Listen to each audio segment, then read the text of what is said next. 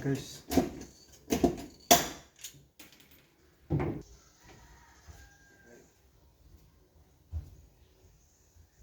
Finally nalagay natin guys. Oh.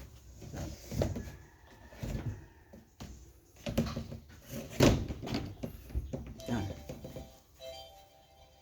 EPC flat panel. Yan siya guys.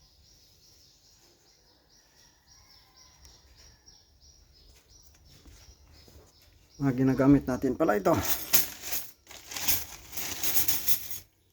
G-clip. Pag nagkabit kayo ng PVC flat panel guys, kailangan mabili rin kayo ng ganito. C-clip. Tapos G-clip yung sa gilid. Tapos kailangan mo ng no more nail. Ganito. Mga gagamitin guys. Para mas quality yung ano niya, mas maganda. Mas matindi kasi ito magdikit yung no more nail. Tapos blind rivet. Barina yan mga ginagamit dito guys.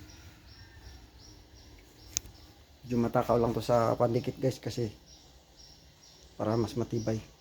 O yan na siya. Ito yung mga quality. Hindi ka na kailangan magpintura guys. Hindi ka tulad ng hardoplex mag-skim coat ka pa. Primer ka pa. Kailangan pa na pintura. Yan o katulad yan. Ito pag kabit mo guys malinis na. May pintura na kagad. O yan. So yan lang guys. Maraming salamat sa panonood guys. Paki-like and share naman po.